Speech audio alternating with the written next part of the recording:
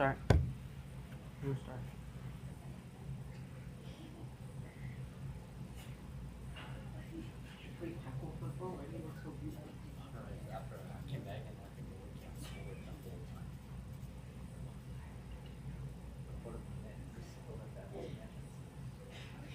So how big is the net? How big is the net? It's gonna be good. Inshallah. No, like height-wise. It's gonna be like badminton. Yeah? Yeah. The one that's over our head? Not like the one, the net you had?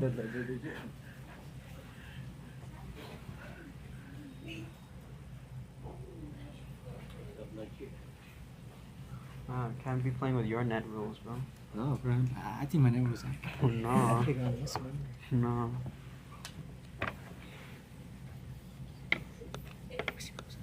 He's on the way. Whenever you're ready, you can just flip it over.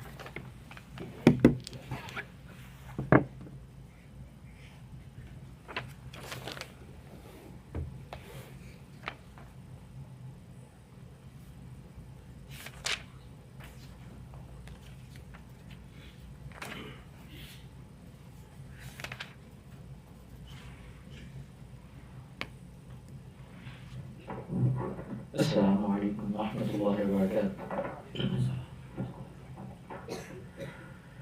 أعوذ بالله من الشيطان الرجيم. بسم الله الرحمن الرحيم. وأوحينا إلى موسى وأخيه أن تبوأ لقومكما بمصر بيوتا وجعلوا بيوتكم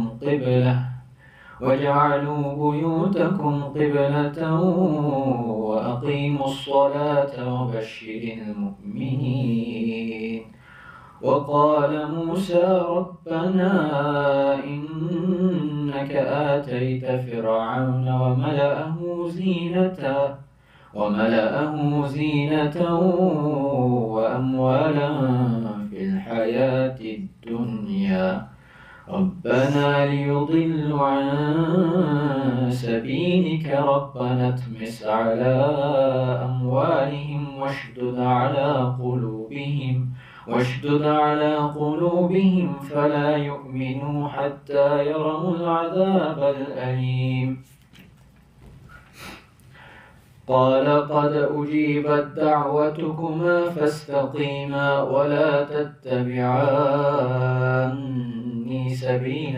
سبيل الذين لا يعلمون.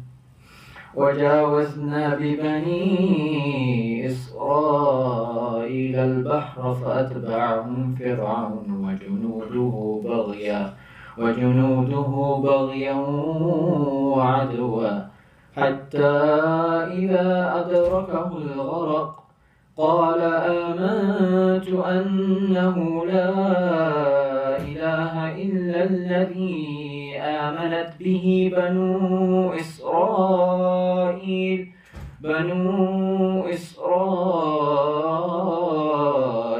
وأنا من المسلمين. الآن وقد عصيت قبل وكنت من المفسدين فاليوم ننجيك ببدنك لتكون لمن خلفك آية وإن كثيرا من الناس عن آياتنا لغافلون. ولقد بوأنا بني إسرائيل مبوأ صدق ورزقناهم من الطيبات فما اختلفوا حتى جاءهم العلم. إن ربك يقضي بينهم يوم القيامة فيما كانوا فيه يختلفون.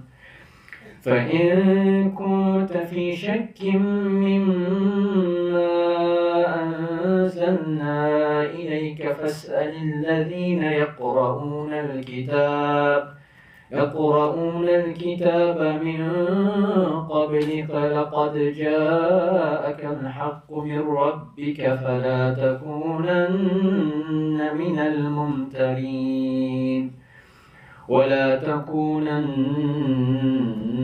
من الذين كذبوا بآيات الله فتكون من الخاسرين إن الذين حقت عليهم كلمة ربك لا يؤمنون ولو جاءتهم كل آية حتى يروا العذاب الأليم. صدق الله.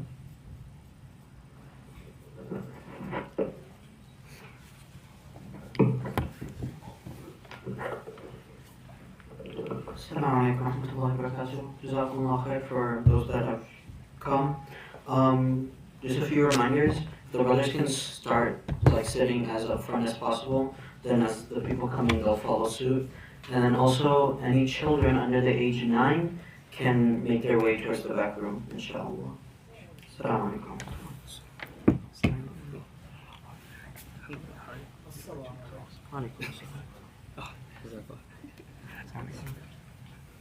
Whenever you're ready, just flip it. You want another one? Yeah.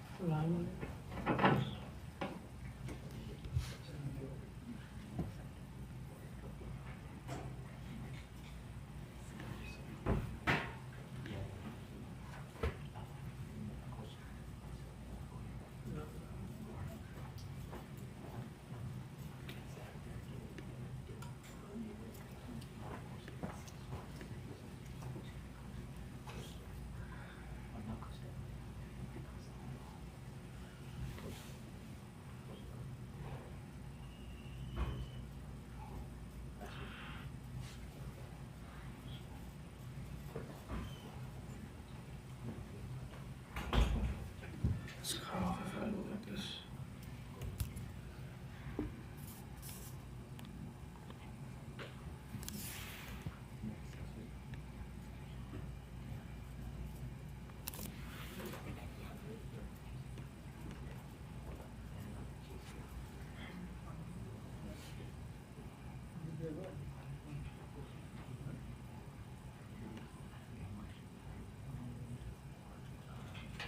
السلام عليكم ورحمة الله. بسم الله والصلاة والسلام على رسول الله صلى الله عليه وسلم. رب اشرح لي صدري ويسر لي أمري واحلل عقدة من لساني يفقهوا قولي. اللهم إنا نسألك علما نافعا ونعوذ بك من علم لا ينفع بعد. How's everyone? Alhamdulillah Rabbil Alameen. Anyone knows what the Islamic date today is? 20th of Zulhijj. Feel like the subhanAllah, mashallah. Using his resources, I love it. The 20th of Dhul Hijjah. We just passed the 10 days of Dhul Hijjah, which are the best 10 days in the year. And now we're approaching the end of the Islamic calendar. This is a sacred month, and there's 4 months that are sacred. And there's multiple days throughout the years which have a lot of reverence within them. That's the topic. Time of restraint, resilience, and reflection. There are periods of time throughout the year when believers show their devotion to Allah subhanahu wa ta'ala through restraint. And when I say this line, you might be thinking of Ramadan, we hold back from food and drinks. You might be thinking of Arafah, same thing, you hold back from food and drinks. And then in the month of Ramadan, throughout the day, throughout the night, you also withhold some of your sleep, you withhold a little extra hard from sins and evils. There are multiple times throughout the year when these days come, these periods come. And then within that period of time where we try to show restraint and devotion, there are days when the reverence peaks. So again, using Ramadan as an example, you might be thinking of what night? Laylatul Qadr, right? And when we think about the 10 days of Dhul Hijjah, what day? Arafah. Everything peaks on that day. These are moments that reinforce resilience through reflection, worship, and gratitude. The resilience that you build without even realizing is you can fathom, when you fast in the month of Ramadan, you can fathom going through a day without food and drink. You're not going to like it, but you can imagine it. And you know that you have what's capable, you're competent or capable enough to actually push through. You're able to imagine that the sin which I struggle throughout the year in the month of Ramadan, somehow I'm able to push away for a couple of days, couple of weeks. So you hold on to that hope throughout the year. Okay, I was able to do it in Ramadan, that means I can do it now again. And before you know it's almost Ramadan and you're still saying, I can do it. But even that struggle in your mind, telling yourself, inshallah, I can hold myself back. Inshallah, I can push myself forward. I was reading Quran for 2-3 hours a day in the month of Ramadan. I had to lead Salat al-Tarawih. Or I was reading Quran, listening to Quran. I was standing after work for over an hour every single night. I can listen 10 minutes, right? That thought that invades your mind throughout the year, if you didn't go through Ramadan, if you didn't push yourself through Arafah, that resilience wouldn't be there in the first place. And so you notice some of your Muslim brothers and sisters who didn't go through Ramadan, who didn't go through showing reverence to the days of Dhul Hijjah, outside of those months, it's not an issue of, I think I can read Quran. It's an issue of, what does the Quran even mean to me? There's no resilience. There's nothing there. The protection, everything is already, not only is it broken, it's been removed. So these moments reinforce resilience through reflection, worship, and gratitude.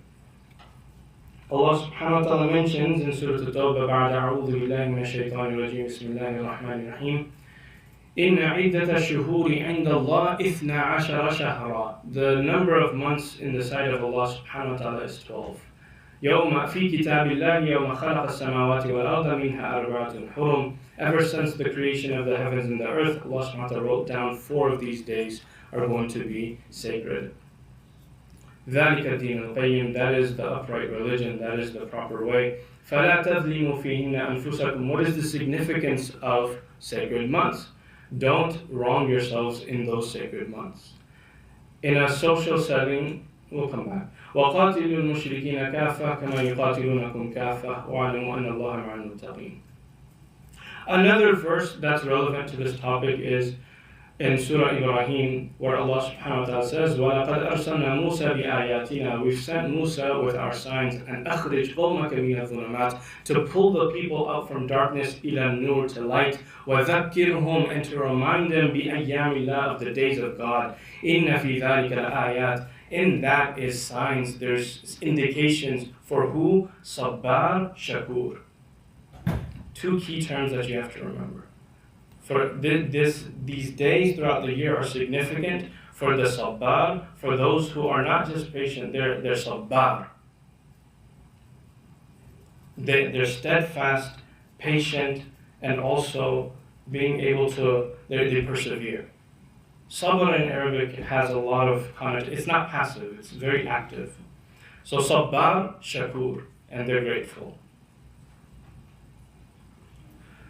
So that's the introduction. The format, inshallah, we're going to look at historical events, compounding and developing philosophies that happened throughout the ages, and we'll look at this specific month that we're about to come in front of, the month of Muharram.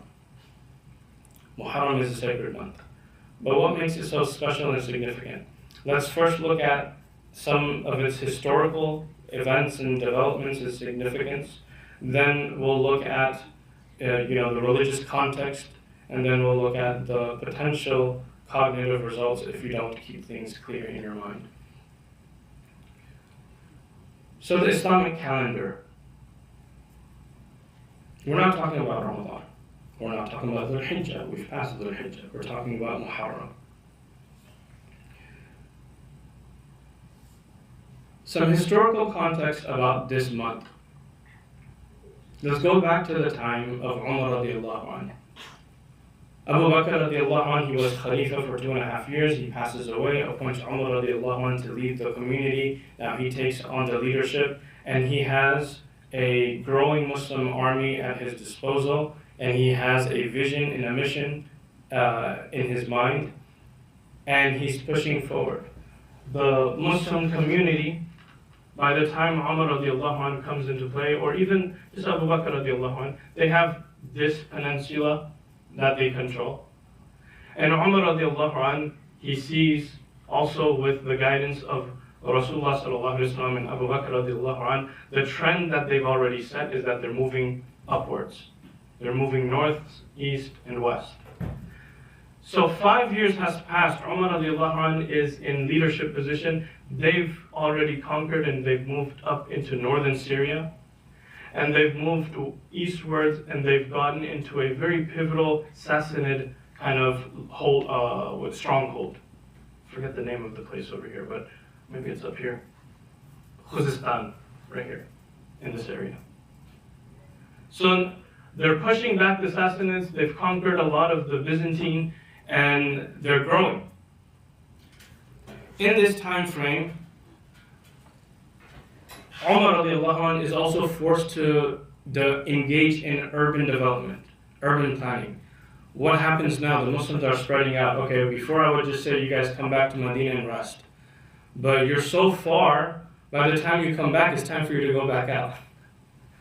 So we need to make some space for you to live over there. How are we going to do that? Previous civilizations, before Islam, before Muslims, they would go into a community and they would afsaduha, they would just massacre the community and take over. Whoever remained alive were probably women and children. They would take them as slaves, and the men would be gone out of the picture. And the new, army or forces that entered in, they would just usurp whatever's there and take it as theirs. It would be ethnic cleansing and genocide all in one. Muslims, this was not the Sunnah. They didn't go into a community and ethnically cleanse them out. They didn't go into a community and genocide the people. They fought the fighters, and if they gave up and surrendered, they would figure out, okay, how do you remain under our leadership, but how do you remain in your lands? This is something we don't realize. Muslim conquest was not bloody. So where do the soldiers go? Because they can't just walk into the city and live wherever they want, because the homes are still owned by the people that own them. There's not like a house laying around for them to take. So Umar radiallahu anh, the urban planning was, we're going to build garrison cities outside of the city border. You will live right outside of the cities. Okay, so that way the people that are living within the walls, they can live however they want, they can govern themselves, they only have to pay the jizya and the taxes that are, to receive your protection, and you govern yourselves, you live your life outside of the city walls. You don't bother them, they don't bother you. This is very, very different and unique, right? And so, this was like the foundation for some of the well-known cities that we know of today, like Kufa and Basra. Kufa and Basra, they weren't original ancient cities. These were cities that were garrison cities that eventually became what we know of today. So Umar radiallahu anh, there's so many developments that are taking place in his lifetime. Even the growing population of the Muslims is such that he has to expand the masjid for the first time. And so Masjid al-Haram, the grand masjid surrounding the Kaaba, Umar radiallahu anh, he actually collapses it and then expands it and builds up again. All of this is happening, and we have this one incident where there's the need for the Islamic calendar. They didn't have a calendar. Everything that they did based off of, in the year of the elephant, or in the year of Hijrah, in the year when we conquered, when the armies went towards Constantinople. That year. Which year was that? Now imagine you have an official letter from Umar radiallahu anh saying, make sure you pay your soldiers this amount. And all it says is Sha'ban. Wait, Sha'ban this year or Sha'ban last year? Last year we paid them, but is this a new note or is this an old note? Right? Lots of confusion there. So this is the historical context you have to understand about what I'm about to tell you next. This scenario is real. Abu Musa al-Ash'ari, he writes to Umar ibn al-Khattab radiallahu anh, distressed. And he says, letters have reached us from the commander of the faithful, but we do not know which to obey. We read a document dated in the month of Sha'ban, but we do not know which of Sha'bans is meant.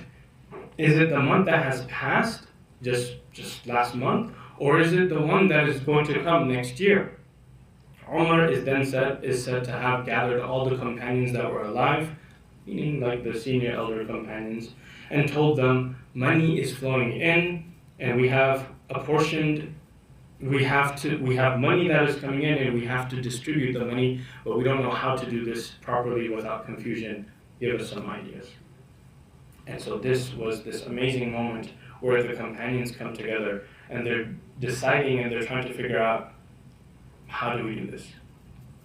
But remember, it's been 5 years. They've conquered a little bit of the Sassanid Empire. They've conquered bits of the Byzantine Empire. And so underneath Umar radiallahu anh himself, he actually had a captive, Sassanid captive, who actually became Muslim and then gave Umar radiallahu anh some idea, this is how we used to do it.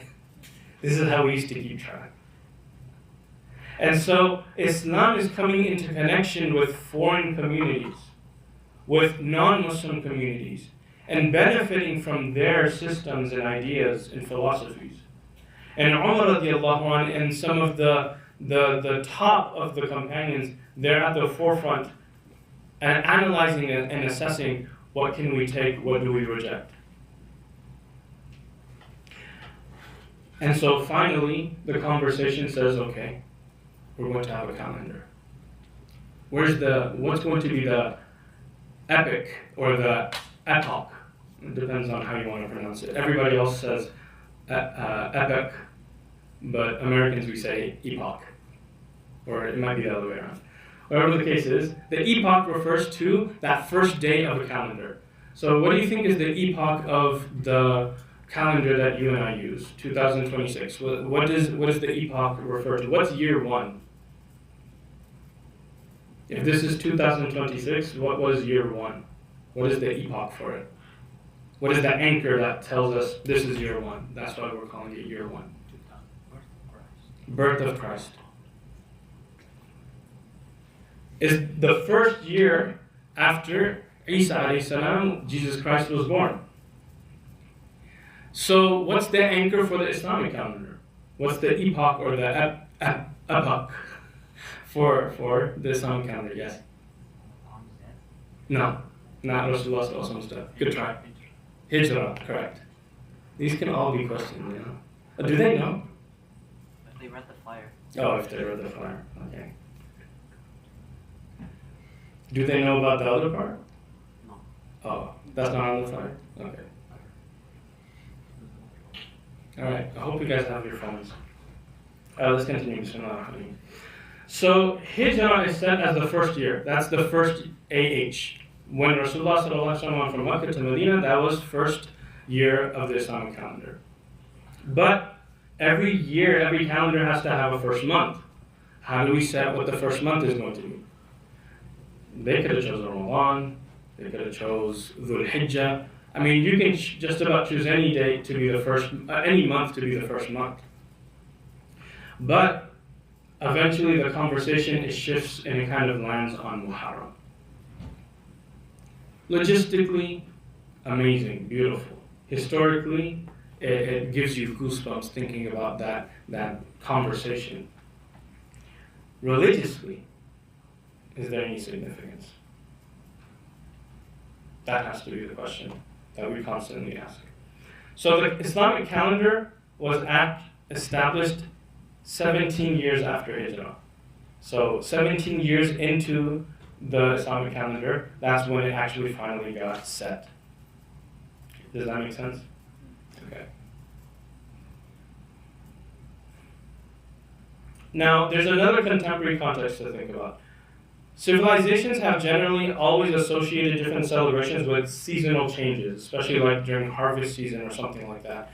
I mean, Christianity, for example, when it was taken over by Constantine, right? What did he do? He took some of the major holidays and merged it with Christian kind of, what do you call it, devotional beliefs and whatnot, and created Christmas, for example. Isa alayhi salam is well known, he's not born in the middle of winter time. If you look at biblical stories, he was born during a time when, season was good. It was probably springtime or something. So he's not smack in the middle of, Christmas, December 25th. That's not what's going on. Palestine at that time would have been very cold. But what was significant about December 25th or December 24th? This was a shifting moment in the seasons. And so the pre-Christian kind of Byzantine Empire, the pagan community that was there, they were already accustomed to having celebrations in that time frame. And now the emperor is trying to say, okay, well, all of you now are Christian. This is the new state religion. What's the easy way to try to adopt religious celebrations? Take something that you're familiar and give it a new clothing. So the timing will keep the same, but the flavor will change. This is easier to do than to say we're going to shift the timing altogether. So celebrations have always been associated with changing of seasons. Even when you look at something like Halloween, if you step away from the satanic, roots, then you'll find other types of roots that are related to seasonal shifts. Many celebrations that are long, that have been around for a long time, you'll see that some way, some form, it's related to the shifts in the seasons and the time of the year. Modern times have globalized the idea of celebrating New Year's. And New Year's is something that's more secular. It's not necessarily connected to seasons specifically, it's connected to calendars. Calendars is something that, as you can see, even in Islamic history, we didn't have one. So having a stable calendar for you to follow and use in human history, when you think about human history, is something that humanity at large, pockets here and there, they had calendars, but for the most part, people didn't have a fixed calendar. And so now we're in an era that is more literate, we're in an era that uses calendars, that schedules. We schedule more than any other generation has ever scheduled in the past, right? So New Year's is meaningful to us because we've just ended the calendar. And so what happens culturally is we watch the clock turn 12, there's fireworks, late night parties, gatherings, there's resolutions that we set for ourselves, there's taking the first day off from work to rest from all the celebratory, gatherings and whatnot. And this is just something that's amongst people of all faiths. People of faith, people of no faith. Just everyone takes a moment to take in that shifting of time.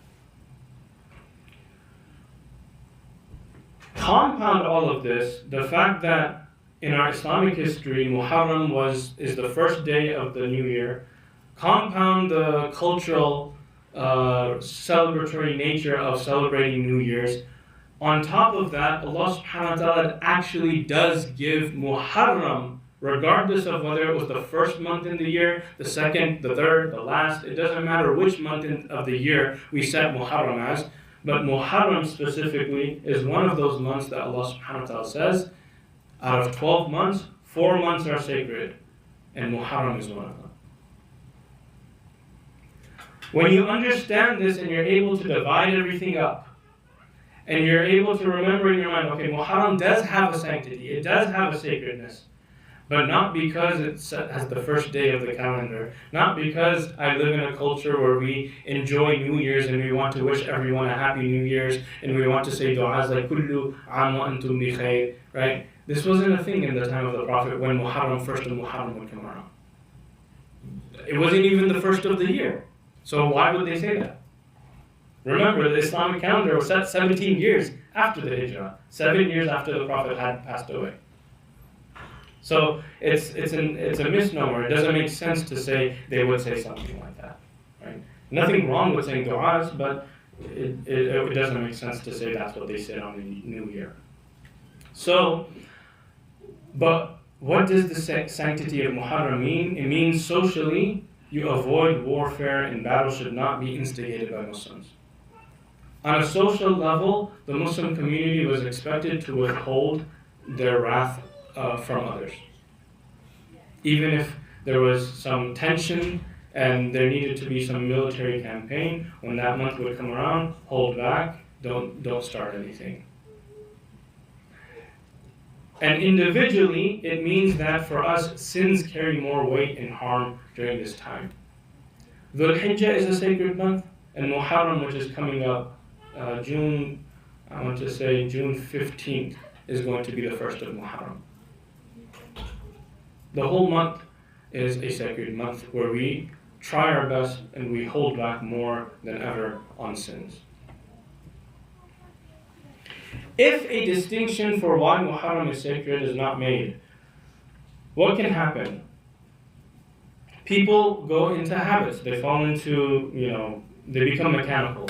So, cultural habits. People might want to start celebrating the Islamic New Year and set New Year's resolutions with a feeling of some type of religious significance. Oh, I heard Muharram is important. Oh, it's the New Year. Well, I celebrate the New Year. Some thoughts that might come into a person's mind is, if I celebrate New Year's, January 1st, then I need to do Islamic New Year's, right?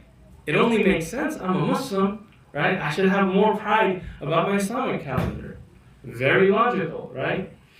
And then somebody might make another shift and another jump. Muharram is sacred because it's our New Year. That's why I need to set my resolutions, which is basically a form of tawbah, right? And people are going to make all sorts of mistakes in setting their intentions and why they view these months to be special and important. So it's important to differentiate why is it important. So if you ever see a true or false question that says, if I celebrate New Year's, I should do Islamic New Year's, you should say, what? True, right? He's like, yeah, false, bro. No.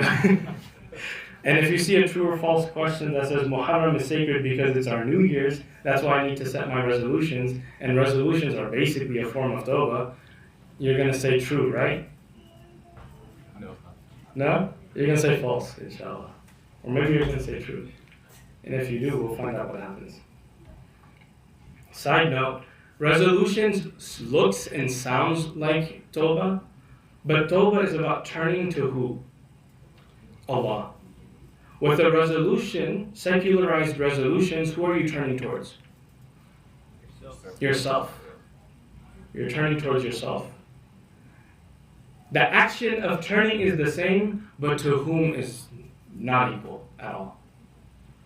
So understand, you can't just leave it at, I'm doing a resolution. No, you need to take a step further if you actually want to make it meaningful. Okay. Section number 2, the splitting of the sea. Here's another aspect of Muharram that might make Why Muharram is so important, confusing. Historical context. Muharram contains a day where an amazing historical event took place in the past. Musa alayhi salam was saved from Fir'aun via the splitting of the sea. This is just mind-boggling to think about. And when you think about the build-up to this moment, the build-up to when Musa alayhi salam, right in front of him is the sea, behind him is Fir'aun and his army, and next to him is Bani Israel, who is doubting him and doubting Allah. That moment, if you know the build-up to all of that, it's even more impactful. So here's the whole build-up. 32 things. All right. It's hard to see. But number one, you have a community that's fractured. You have the Pharaonic Egyptians. Think of them as the purebloods, if you wish. Right? They're there. They live there. They're of the land. And then you have Bani Israel, who are the children of Yaqub alayhi salam, who came from Philistine. They don't belong here in Egypt. Who does the land ultimately belong to? Allah. Maybe that should be a question. Who does the land ultimately belong to? There's so much restraint. You guys don't need restraint right now. Well, I mean, not for this. Have restraint for your sins, but not for this. So, everywhere and anywhere that Allah subhanahu wa ta'ala places us is our land. That is where, if Allah subhanahu wa ta'ala brought us here, this is where we belong. So anyways, the Egyptians, the Pharaonic Egyptians, I should clarify, they didn't view it like this. And that's very familiar to us even today. There are people who came to this land, they don't belong here, but now they claim this land is my land. They say with their tongue, this land is your land, but it's not, right? From California to the New York Islands. Okay, anyways. So they say, Bani Israel, you're not from us. You're not part of us, you're not from us, you don't belong here. And it's unfortunate, but Muslims, they hear that sentiment everywhere that they go. And so the tyrants, they always divide and conquer. And there's a verse in Surah Al-Qasas where Allah subhanahu wa ta'ala mentions how that's what they would do.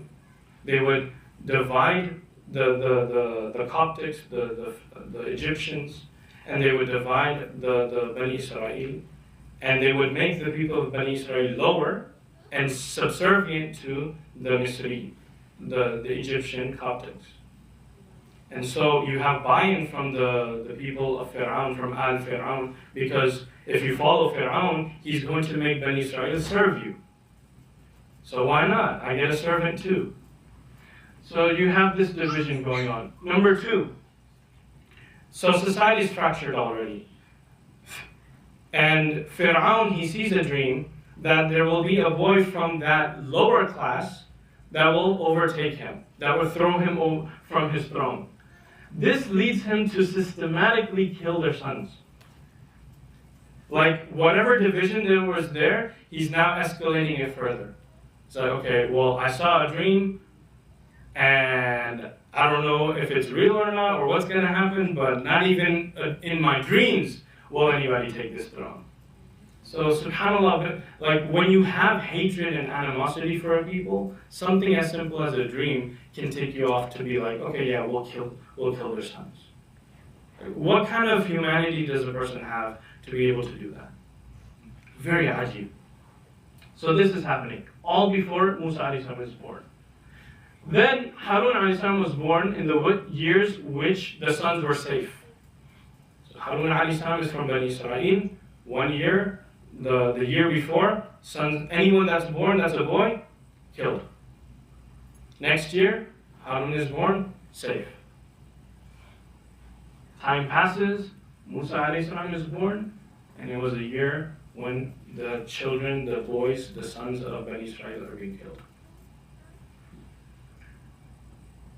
Allah subhanahu wa ta'ala inspired the family, the mother, to place Musa alayhi salam in a basket into the river.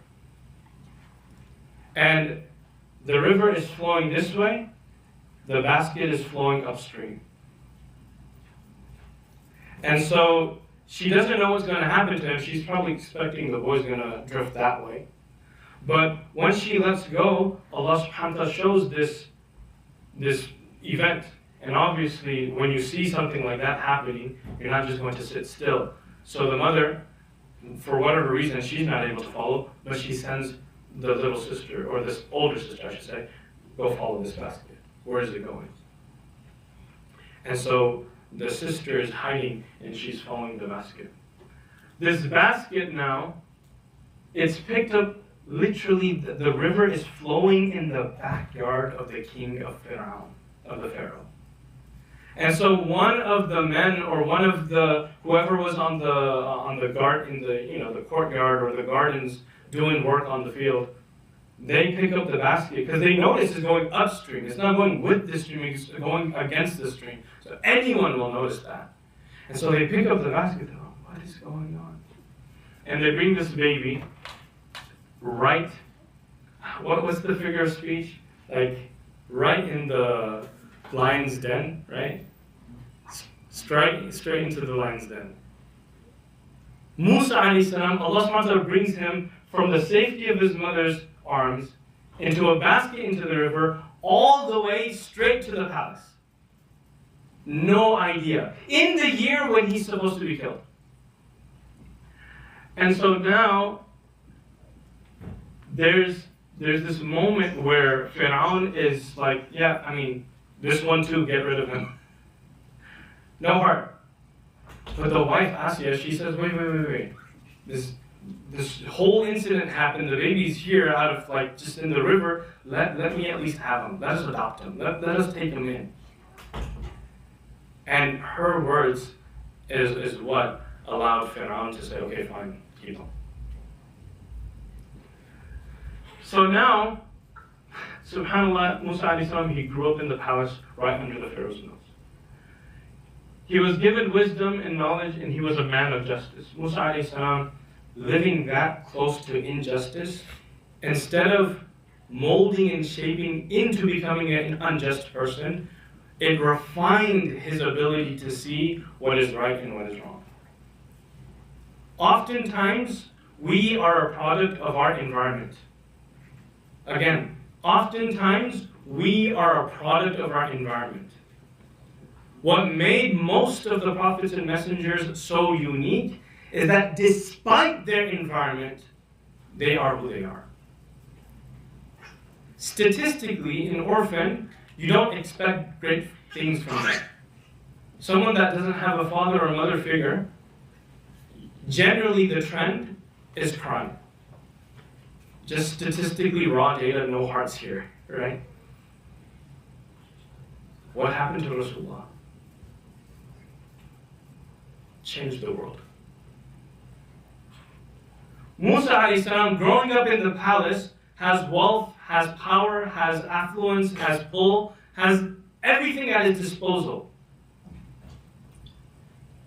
And if he wants to, he can claim my dad is Fir'aun. Like, if he really wants to ease into that position and that character, he could have. Power corrupts. Power also brings out the truth. So Musa alayhi salam, he was a man of justice, and it really came out. So when a day came, he's older, he's a young man, he's an adult, and he sees someone from Bani Israel, and he sees someone from the camp of Pharaoh, from Al-Fir'aun, and they're in some type of tussle.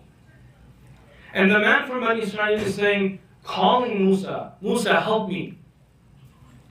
And Musa alayhi salam assumes, because of history and trajectory, that the person from Pharaoh's camp, he's doing something wrong to Bani Israel. So Musa alayhi salam comes and with one punch, doesn't just knock him out, he's dead, it's cold.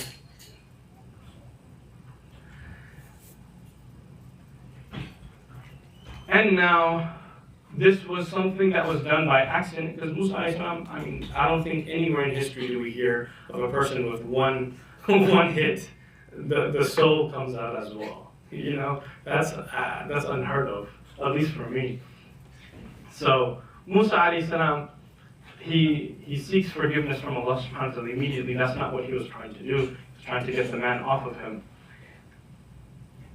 And Musa alayhi salam, he very quickly realized the person from Bani Israel, he was the troublemaker. The very next day, he's in a tussle again, and he's messing around with another guard. And so Musa alayhi salam goes and he's trying to approach this person and say, you were the problem this whole time. And cowards are cowards, so what did he do in that moment? He said, oh, he blurts it out loud in front of the guard, are you going to kill me like you killed the man yesterday, oh Musa? So the guard is holding him and is like, what? What did you say? What did he say? And Musa alayhi salam is like, I saved you, and this is what you're going to do? You're just going to expose me like that? And so Musa alayhi salam, he flees for his life. And he ends up in a distant town, Madian, they say. Allah Ta'ala alam. And in this town,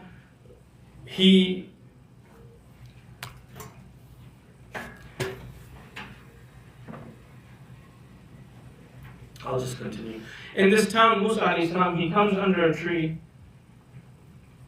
Before the tree though, he's resting under a tree, and he sees in the distance that there are people going up a hill with their flock of sheep and their cattle, and feeding them water.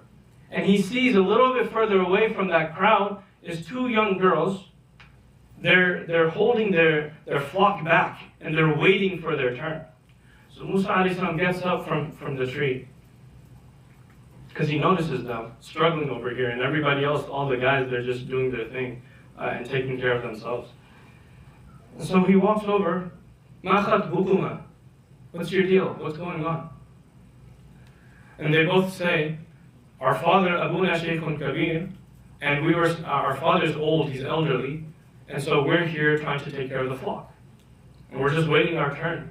And if these men are gentlemanly, they're not giving us a chance.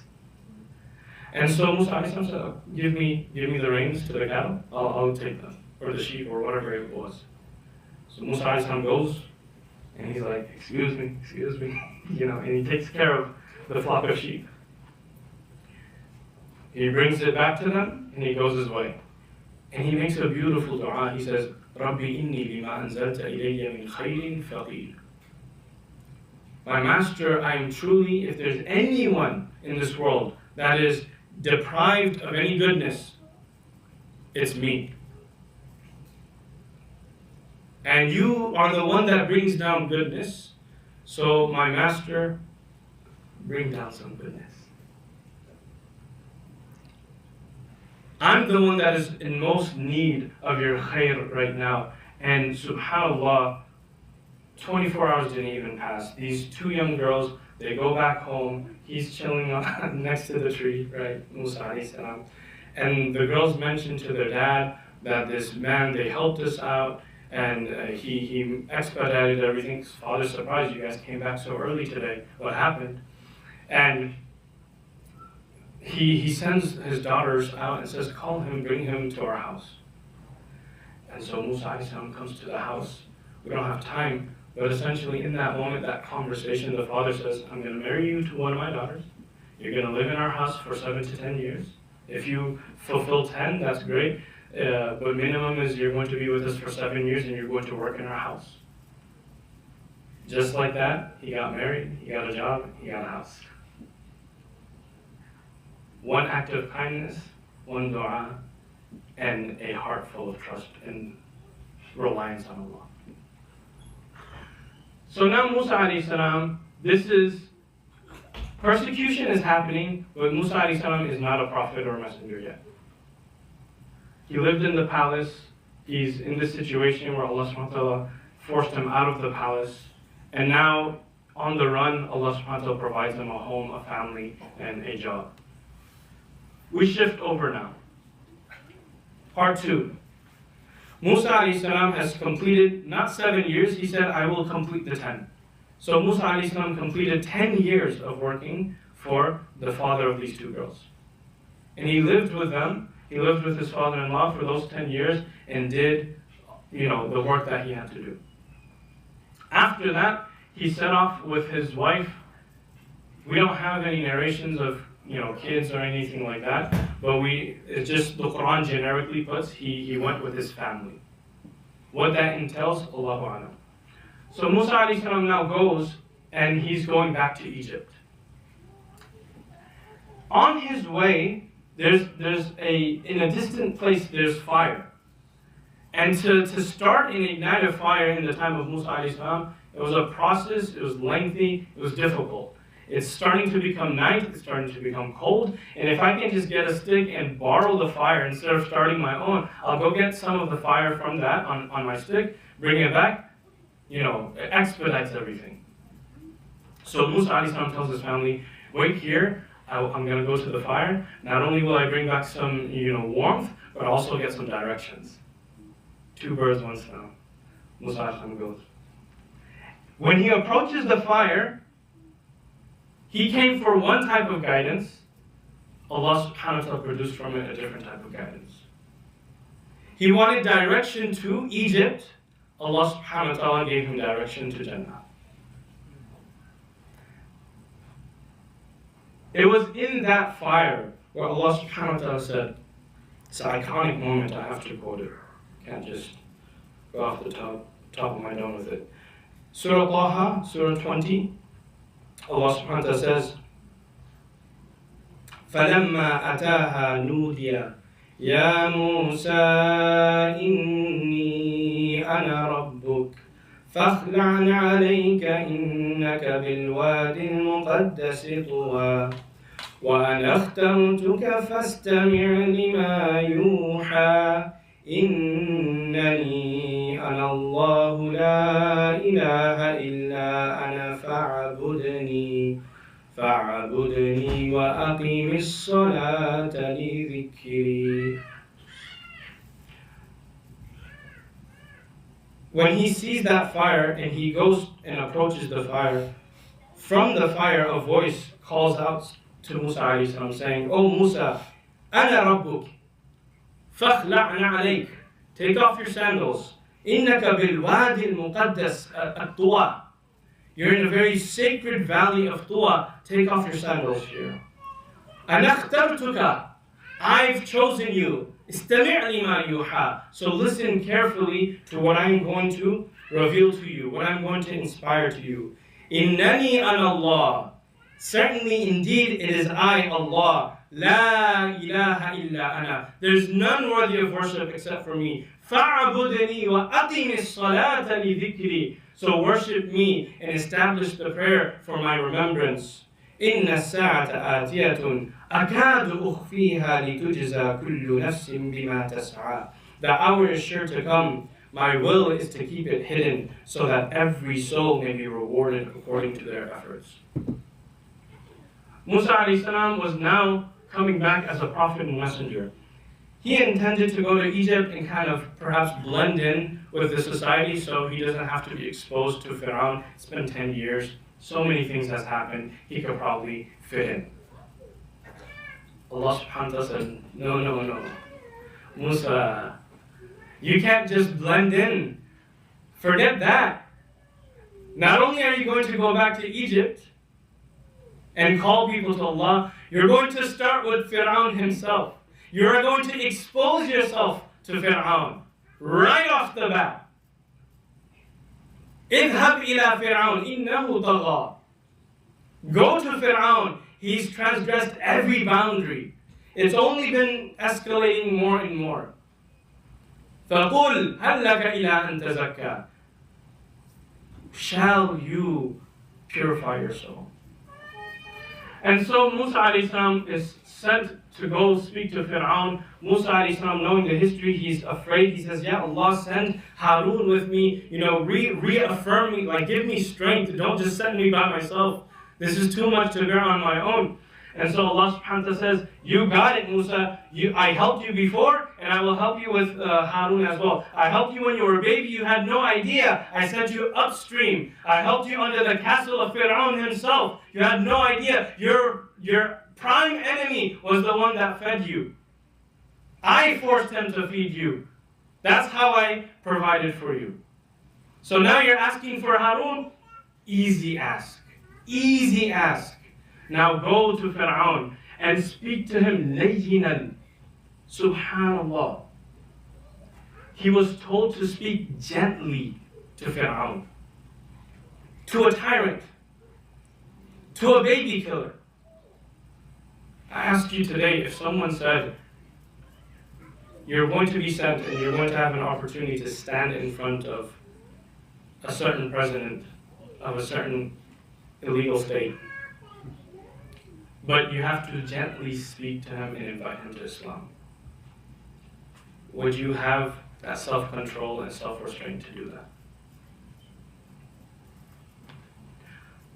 Speak to him gently. Speak to him directly. Speak to him wisely. And call him to me. And he was told to use only the best arguments and the most convincing signs. I will give you a staff. When you throw it, it'll turn into a snake. In fact, right now, do it. See what happens. I will make your hand shine once you pass it through your chest. In fact, do it now and see what happens. And so Musa ﷺ was given all of these dalils and all of these signs to go in front of Fir'aun. He threw his staff, he showed his hand shine. And Fir'aun, he redirected and he claimed it was all magic. Allah subhanahu wa ta'ala didn't say speak softly because he will be convinced.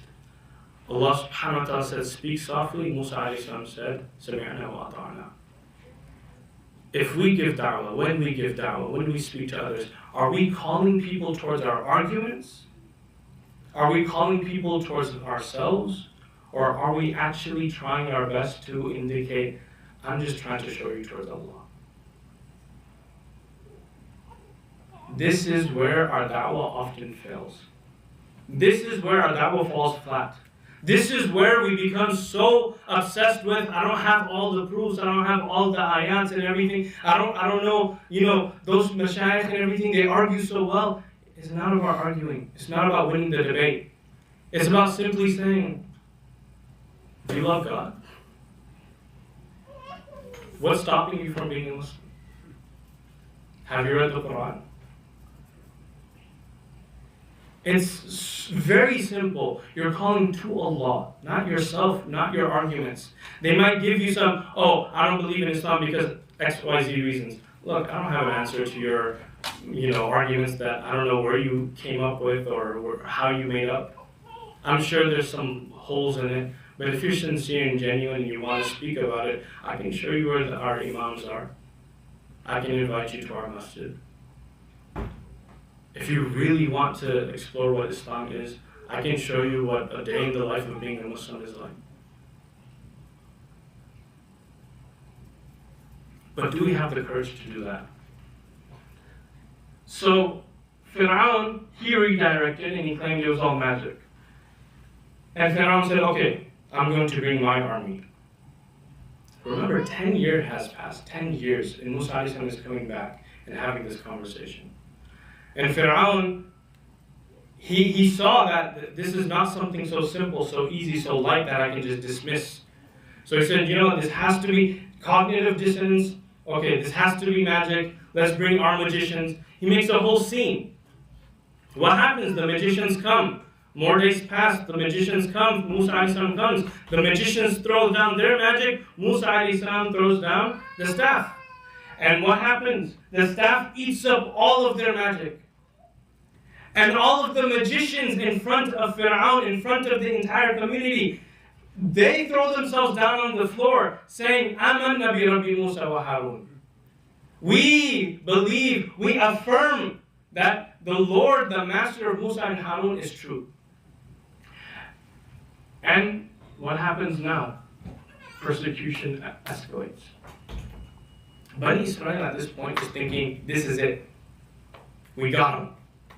This is the best argument that we could ever come up with. He won the debate.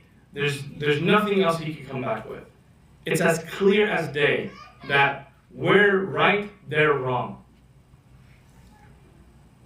But it was never about who's right or wrong. It was never about who can prove the truth and who can not prove the truth. It was about the heart. It was about the lack of sincerity. So Musa Fir'aun, he's not going to just give up his kingdom. I mean, because of a dream, he was willing to kill children. You think now that he's seeing, the magicians, snakes, and their magic being gobbled up, you think now he's going to magically say, you know what, it was all a mistake. Man sold his soul decades ago. He's not going to change now. So now, the magicians were all slain, and the persecution to Bani Israel got even worse. Bani Israel should have understood. They should have understood in that moment that we don't submit to Allah subhanahu wa ta'ala because Allah subhanahu wa ta'ala will make this life easy. We don't submit to Allah subhanahu wa ta'ala because Allah subhanahu wa ta'ala will just pave out the path for us, because the kingdom will just come into our hands. Bani Israel should have understood what Fir'aun didn't understand. Fir'aun didn't understand we submit to the true creator because he's true, because he's the haqq, because this is the truth. He is the one that deserves that submission, and no one else deserves that submission. Bani Israel started making the same Pharaonic mistake. And as the persecution got worse, they turned to Musa. They turned to their prophet and messenger. And they said, before you came, he was killing us and harming us. Now after you've come, things just got worse. Brothers and sisters, I ask you, do we sometimes fall into that? Do we sometimes make a sacrifice which was supposed to be for Allah, and after that sacrifice that we did, which is a sacrifice, life gets difficult when you sacrifice. That's what a sacrifice is. And when we finally face the repercussions of that sacrifice, do we sometimes turn around and say, Ya Allah, I sacrificed for you, so why aren't things working out the way they're supposed to? The way that I wanted to work out. That was Bani Israel's tendency. Let's just not fall into that.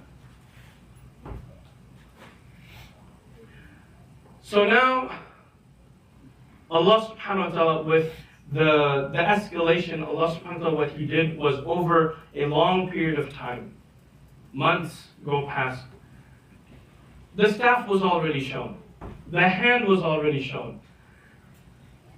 But after some time, the magicians were killed, and the whole event was, it was undercut by Fir'aun. After some time had passed, Allah subhanahu wa ta'ala sends a drought. And that drought prolongs long enough that Fir'aun finally comes and says, okay, Musa, go to your Lord and tell him to bring rain. We'll follow your Lord. We'll worship your God. So Musa alayhi salam says, okay, this is what they said, Ya Allah. They said that they would submit to you. Please bring down the rain. The rain comes. And Fir'aun and his followers do not come. Rather, Fir'aun claims, see, I'm the one that brought the rain. And he claims credit for it. Then again, some time passes, and Allah subhanahu wa ta'ala says, okay, fine. Here's a flood now. And Fir'aun, he knows where this is coming from, because Musa has been telling Fir'aun, this is coming from Allah. And he's hit with this flood. And Fir'aun says, okay, look, tell Allah subhanahu wa ta'ala to rescind the water. We'll follow your Lord. The water rescinds. What happens? They renege. They backtrack on their word. Swarms of locusts are sent after some time. Again, Musa, tell your Lord to remove the swarms. He does. Okay. Are you going to worship now? Nope. A lice infestation.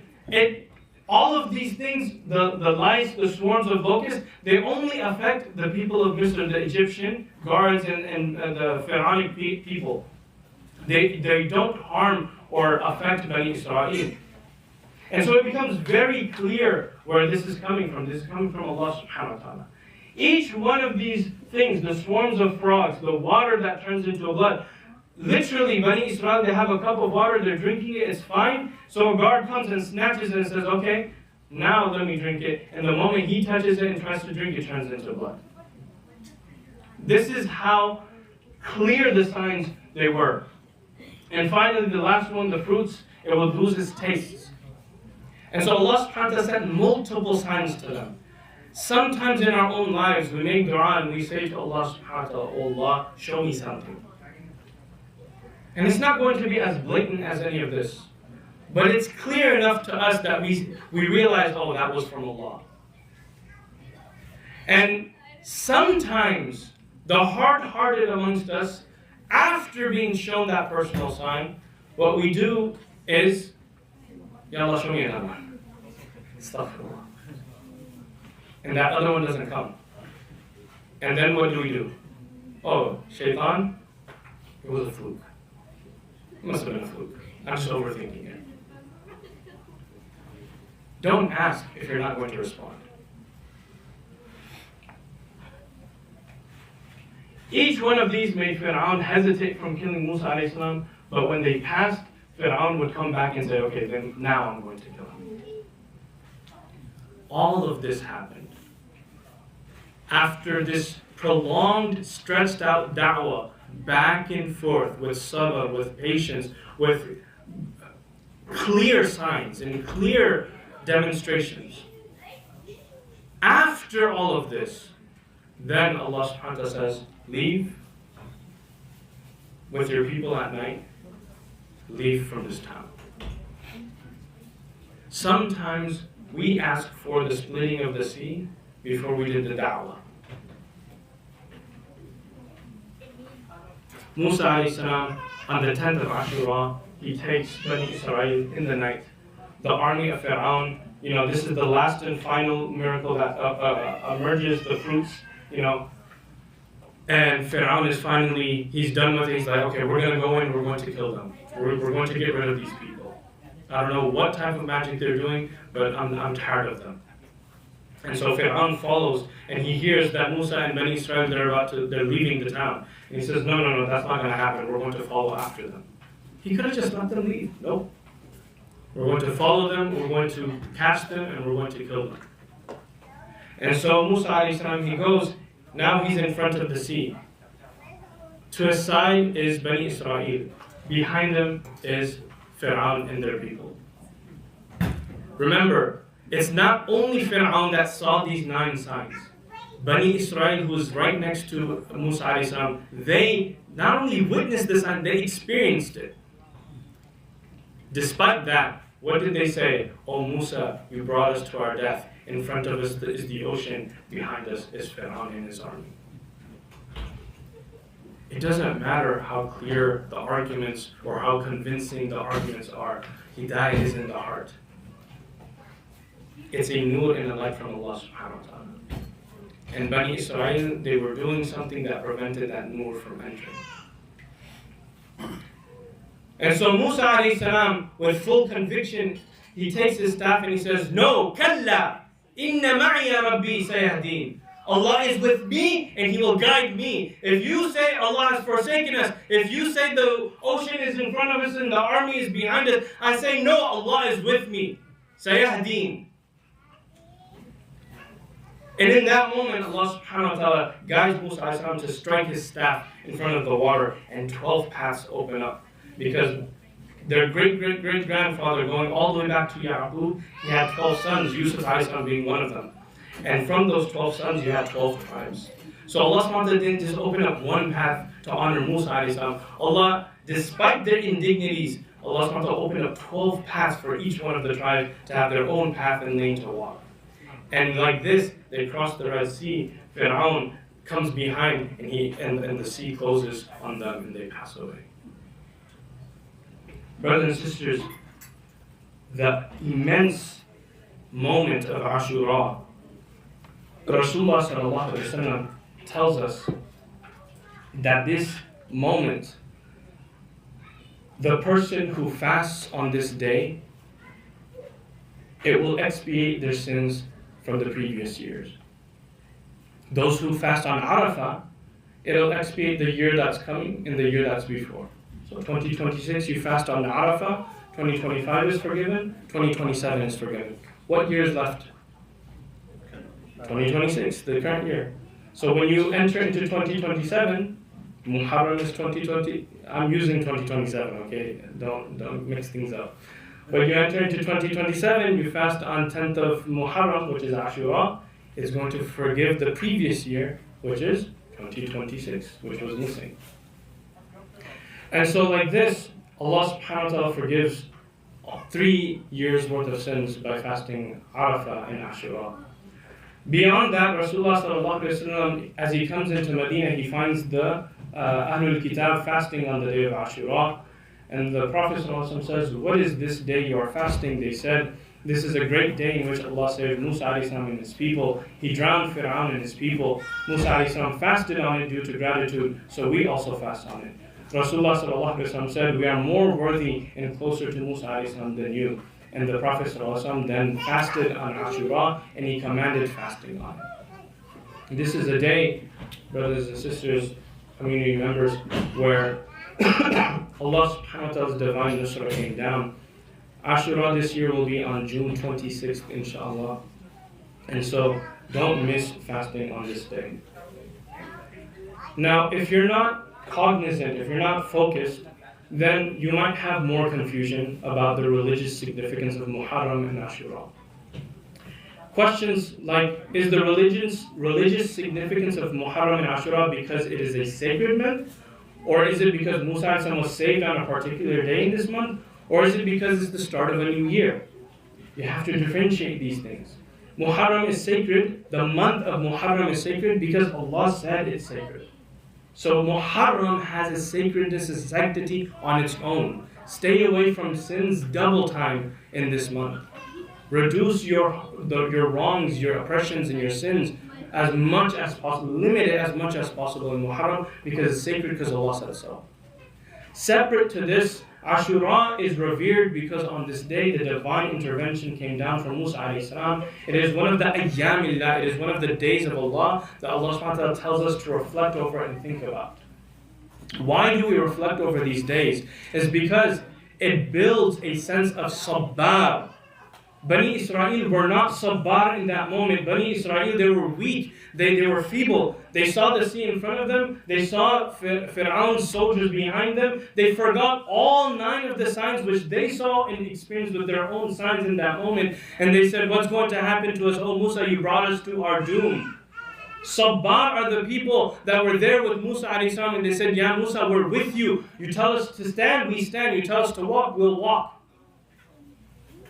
So we remember those days so that when we face our Red Sea, we become like Musa alayhi salam, firm, and we say, when the Red Sea is in front of us, we say, "Kalla," rather, "Inna maya Rabbi sayahdeen." Allah's with me, He's going to guide me.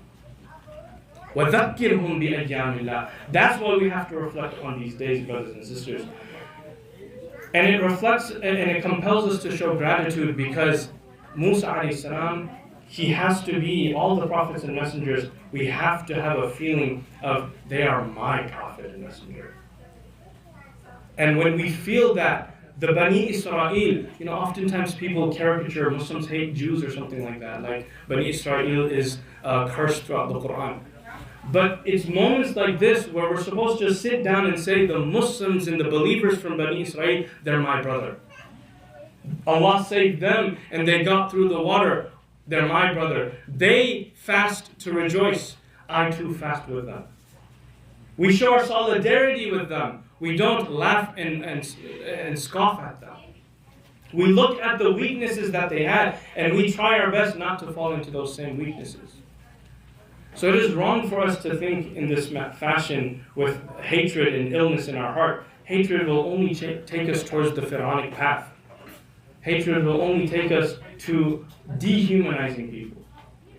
So brothers and sisters, there was another part, but we don't have time. May Allah subhanahu wa ta'ala forgive us. Maybe in another program we can talk about the third section, the tragedy of Karbala. But we have to leave it here, inshallah. May Allah subhanahu wa ta'ala, all I'll say this is, may Allah subhanahu wa ta'ala have abundance of mercy, blessings, and honor for the family of Rasulullah sallallahu alayhi wa sallam. May Allah subhanahu wa ta'ala elevate the maqam of Imam al-Hussein al-Hassan radiallahu anhuma. May Allah subhanahu wa ta'ala honor the family of Rasulullah sallallahu alayhi wa sallam, the Ahlul Bayt sallallahu alayhi wa sallam. And may Allah subhanahu wa ta'ala crown our master, our Sayyid Muhammad sallallahu alayhi wa sallam, with the highest of maqams right under the arsh of Allah subhanahu wa ta'ala, Firdausul A'la. And may Allah subhanahu wa ta'ala honor Rasulullah sallallahu alayhi wa sallam and his family with the Shafa'at al-Kubra. May Allah subhanahu wa ta'ala honor Rasulullah with Shafa'at al-Kubra. Ya Rabbil Alameen. Jazakallah khair. Assalamu alaikum wa rahmatullahi wa barakatuh. Am I? Okay. Do you want to review it or can I just start? You can start. You need to. No, just things. How much overtime is it? It's very. 20. Oh my. I'm sorry.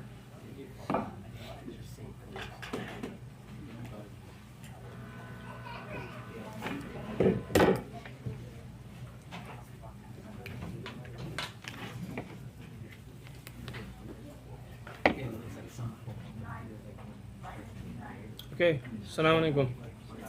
You guys need your phones out. We're about to Kahoot. We have a prize today too. Put your mic.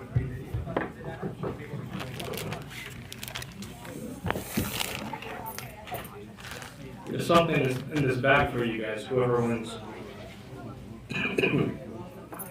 This is the Eid gift. You know, we just passed Dhul Hijjah, Eid al-Adha.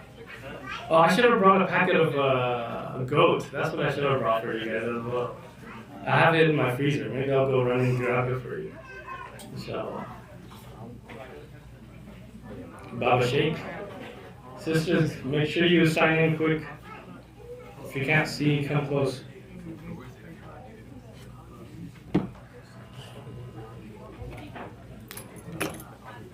They can go to kahoot.it and pay that. All you have to do is go to www.kahoot.it and then put the game pin in, inshallah.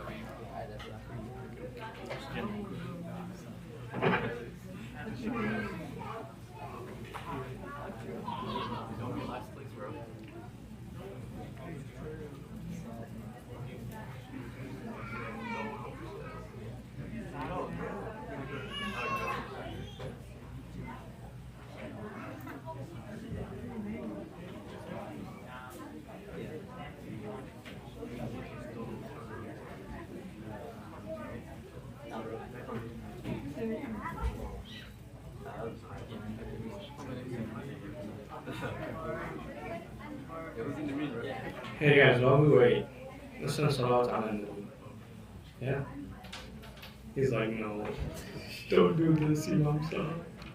Does anyone else do اللهم صل على محمد وعلى آل محمد كما صليت على إبراهيم وعلى آل إبراهيم في العالمين إنك حميد مجيد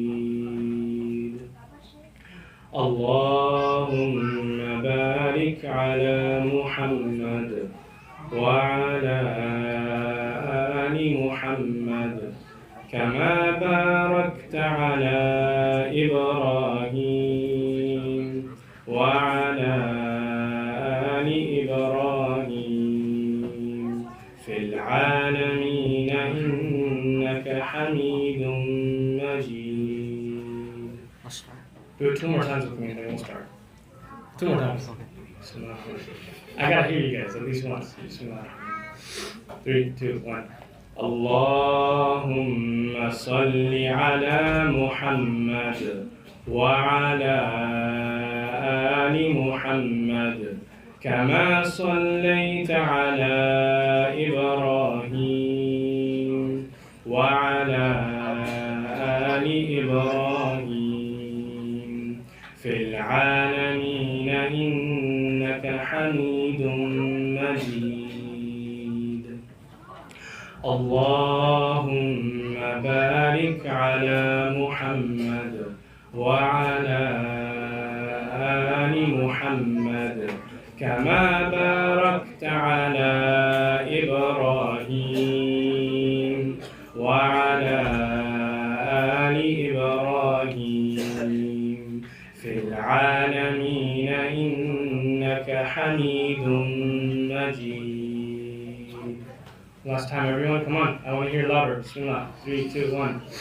اللهم صل على محمد وعلى آل محمد كما صليت على إبراهيم وعلى آل إبراهيم في العالمين إنك حميد مجيد اللهم بارك على محمد وعلى آل محمد كما باركت على إبراهيم وعلى آل إبراهيم في العالمين إنك حميد مجيد. Every question's about 1 minute, but cut it at like 30 seconds. Every question is going to be roughly 30 seconds, unless I feel like speeding it up.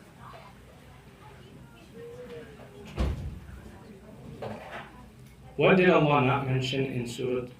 What? In or is? In Surah At-Tawbah.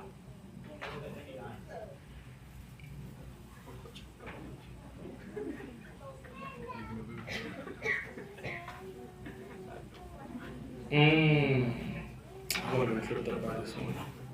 Okay, guys. 5, 4. Do I press skip? 3, 2, 1. Skip.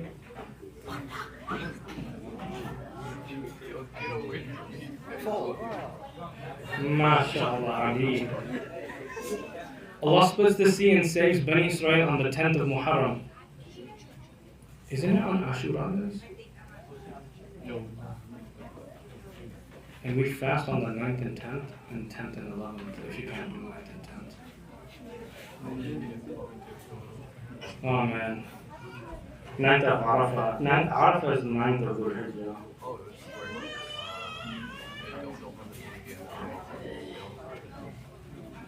Don't pay attention to me, I'm just saying a bunch of different dates.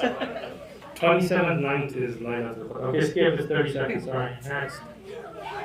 Maryam, mashallah, Allahu Akbar. Which Sahaba was forced to make urban development? Of course, it's the modern Sahaba. There was no such thing as urban development. Nobody used the term urban in 7th century Arabia.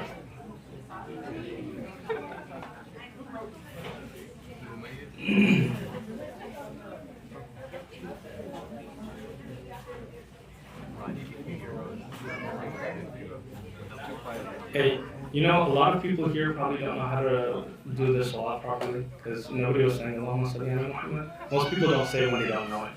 We need a workshop on it. MK?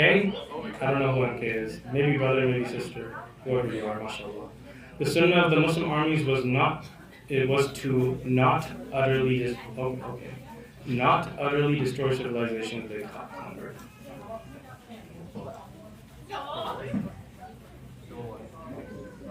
Did I read it wrong? Oh, okay, no, I thought you were coming to correct me.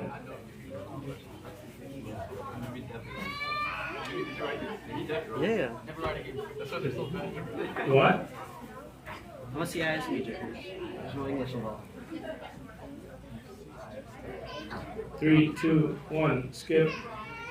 Put in an answer. Alright, done. Oh, mashallah, mashallah, everybody said true. MK!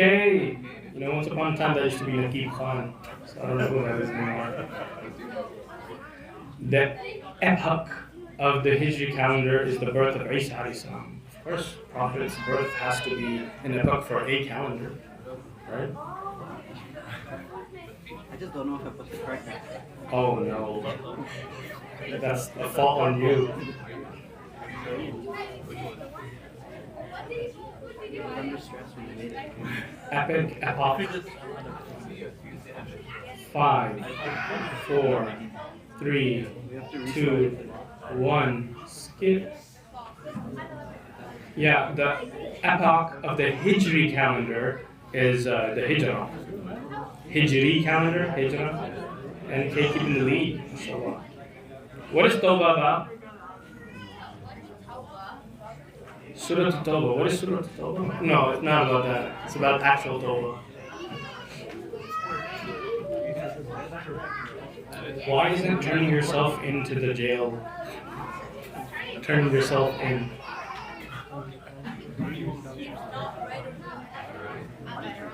Oh, turn to Allah. MashaAllah, good job. Not him.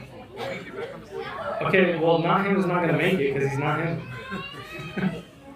Muharram is sacred because it is our New Year's. Let's do it. No, when is Muharram?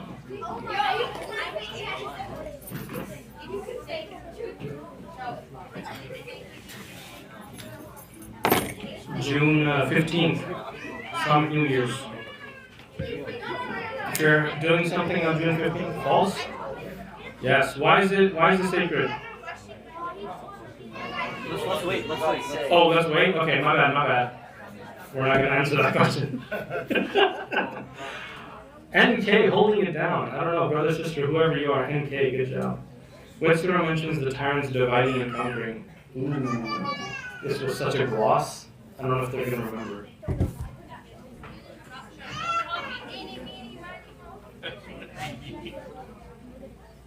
Surah Musa.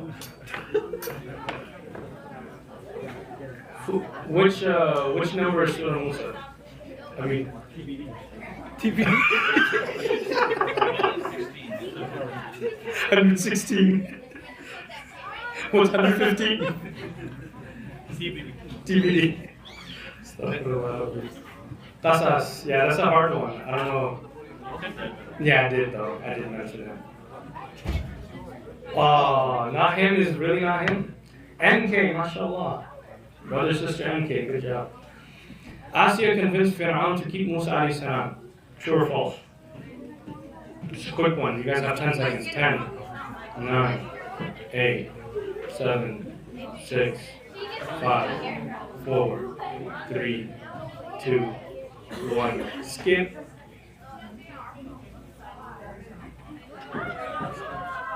MashaAllah.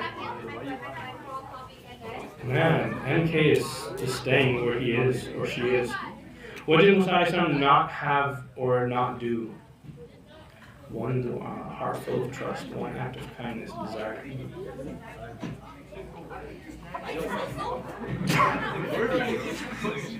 Okay, this is a tough one. I think some of you might get this wrong. But if you do, it's okay.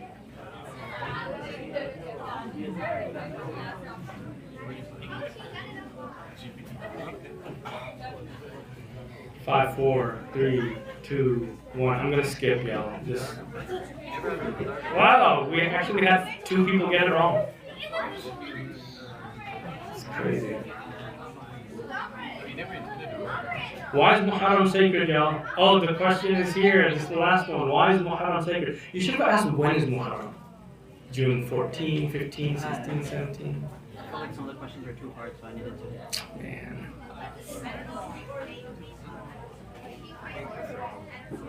Who's NK? Nakib Khan? MashaAllah, Allah preordained it is the correct answer. Alright, third place is A. Who is A? That's it? Baba Sheikh? Where's Baba Sheikh? Oh, Baba Sheikh! Oh, you lost! Alhamdulillah. Okay, NK, reveal yourself. Nihal. Nihal! Allahu Akbar. Welcome, come here. Can we get a takbir? Allahu Akbar. My man, alhamdulillah, just to let you know, on Monday I had the flu. Alhamdulillah, Allah transferred it to you. Don't worry, I haven't had the fever in more than 24 hours. Hold on. We have to show the whole crowd. We are honored to present our brother with this book here, fresh in the wrapping, Seerah of the Prophet. Jazakallah khair.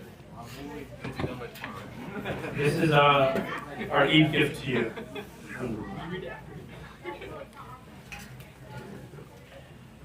Maybe next time there might be wudu socks involved, so be ready, okay? That means you can make wudu without having to wash your feet, inshallah. All right, so with this, inshallah, we wrap up the program.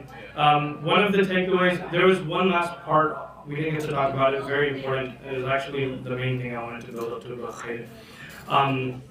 But the action items at the very end that I need you all to remember, brothers and sisters, young youth, Assalamu alaikum, please pay attention.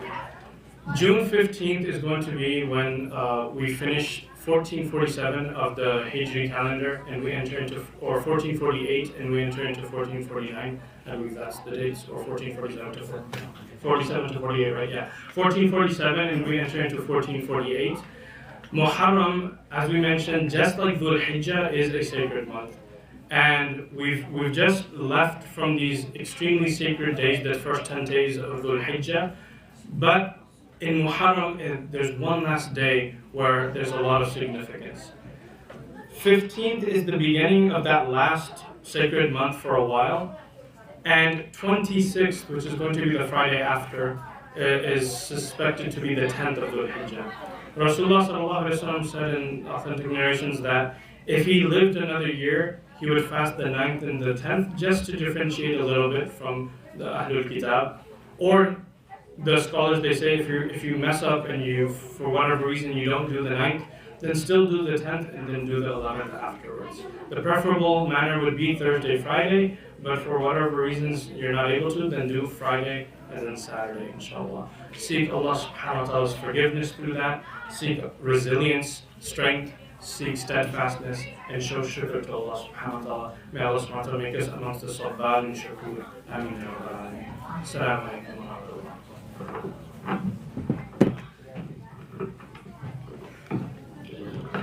السلام عليكم ورحمة الله وبركاته. الحمد لله رب العالمين والصلاة والسلام على رسوله الكريم وعلى آله وصحبه أجمعين برحمته يا أرحم الراحمين. Can you pass me the shima? So, unfortunately, we are not done yet. Irfan uncle, is dinner ready? No? No? 10 more minutes? Oh, perfect. So today, the announcements are going to be a little bit more different. As you can see, Mufti Nafis is not here. It's me. And so at Masjid al-Thman, we're trying to do, our goal for this coming, upcoming year is to do more programs, weekly and weekend programs. And so one of the things we need from you guys is your feedback. We need your guys' feedback. So this first QR code we have, it's one of our first feedback forms we're making, and it's for an after-school and weekend Quran and Nuraniya program. An after-school, weekend, and Nuraniya program. It is for any ages 7 and above, so that includes adults, young professionals, college students, high school students. We just need your guys' feedback on the format of this form. And then also, at the end of the form, there's an open response as well. So any other programs you'd like to see at the masjid, please put it there. Secondly, with this form, if we do not get 20 responses today, we will not serve dinner. And I'm serious about that. Mufti Nafis and Imam Rifat, Allah bless them, their hearts are softer. But I'm serious about that. If we don't get 20 responses, and I get an email every time we get a response, if we don't get 20, there will be no dinner today. And so it's completely up to you guys. When we did our count, there was 41 sisters and 35 brothers. Okay, so if we take away volunteers, we take away kids, we're standing at about 40 adults that should have a device that can fill out this form. I'm only asking for 20. Okay? I need 20 responses. And then once you guys get 20 responses, I'll still talk a little bit, but you're eligible for dinner. If you can get me 30 responses, I'll immediately give salam and stop talking and we'll serve dinner. Okay, so it's all up in your guys' hands. No one can complain if dinner is late, because right now you're in control of your own dinner. There's nothing else I can do. Dinner is ready, so right now the only thing making you late is yourself. It is going to be your fault if dinner is late. It's going to be your fault if Maghrib is late. It's going to be your fault if your child goes to sleep late and gives you a hard time at home. There's nothing I can do. Everything is in your guys' power right now. We got one response. You guys aren't doing very well.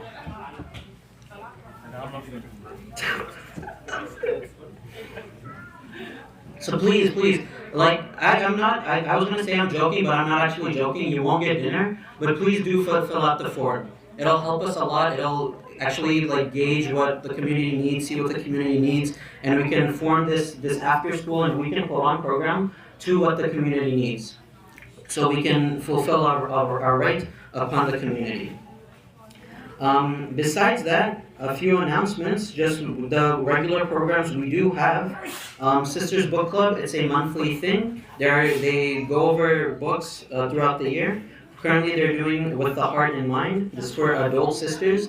It's usually the first Friday of every month. So yesterday was their meeting. It's usually the first Friday of every month. We have our family programs the first Saturday of every month. Most likely though, next month, Saturday is July 4th. So we will most likely not have a family program that day, and family program will be July 11th, inshallah. Sunday, the brothers, they play sports at 7:30 almost every week, as long as the weather is good. Sisters Fitness is in the back of the masjid at 9 a.m. The flyer back there has more details. Weekly classes, usually when Mufti Nafis is here, he's currently traveling, but when he is here on Mondays, we do a Shama'il reading. It's the hadith reading on the characteristics of the Prophet ﷺ. In the month of June, the replacement for that will be Imam Rifat. He will be doing a guided study of Surah Hujurat, where he will break down the surah, and we will provide notes for that. That will be on Mondays and Wednesdays, 45 minutes before Isha. So Isha is at 10:30 right now. That would be at 9:45 Mondays and Wednesdays. And then on Tuesdays and Thursdays, Taiba Academy is doing a Brothers Quranic Arabic program from Maghrib to Isha on Tuesdays and Thursdays. Sign-ups for that close tomorrow, and inshallah that will be also shared in our group chats. And lastly, we are pleased to announce we will be doing a summer camp this year. That will begin, I believe, June 22nd. More flyers for that will be sent out tomorrow, but that will be for elementary school students. So kindergarten to 5th grade, and then also even if you had a 5th grader that's graduating to 6th grade, they can also join, inshallah. 10 responses. We need 10 more, and then we'll think about giving dinner. And then again 30, and I'll stop talking immediately. So again, it's all up to you guys. Ma, did you fill it out? Did you fill it out? I'm asking my mom if she filled it out. I don't think she did. Yes? It's anonymous. It's really easy. Who has... everyone here filled it out? You? Huh? You filled it out? Niha? Filled it out? Afan? You didn't fill it out? Why not? If we don't get dinner tonight, you know whose fault it is. Abid's little brother.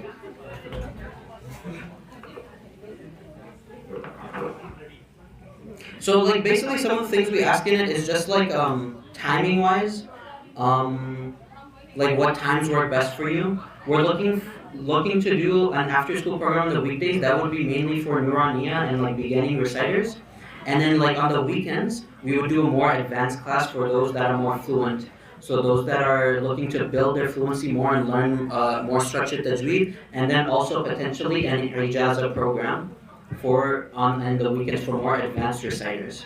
So please do fill out that form. And then also if you're not even interested in a Quran program, at the end of the form, again, there's an open feedback. You can mention any program that you would like to see at the masjid or anything you'd like to see updated at the masjid.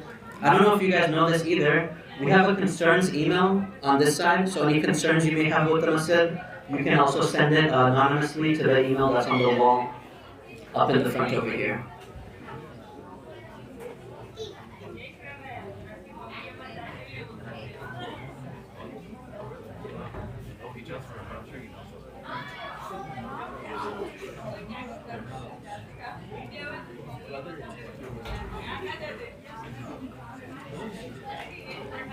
$18.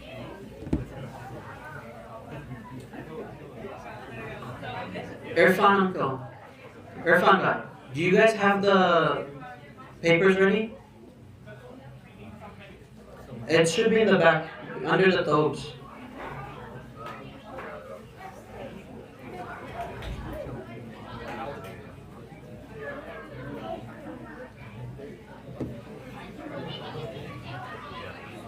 Okay.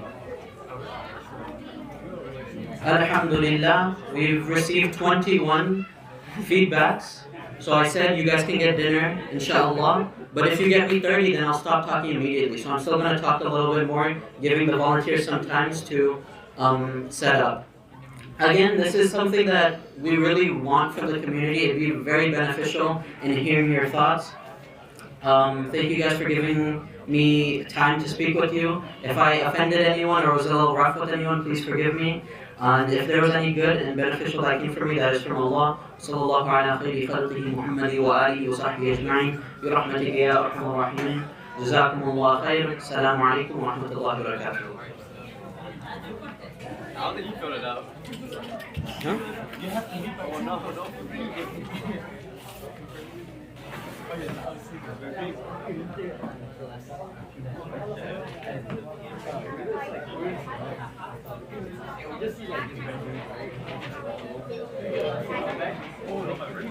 Sisters, please follow the volunteers on your side.